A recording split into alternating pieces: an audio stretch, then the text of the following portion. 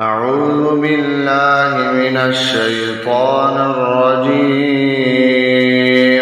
بسم الله الرحمن الرحيم.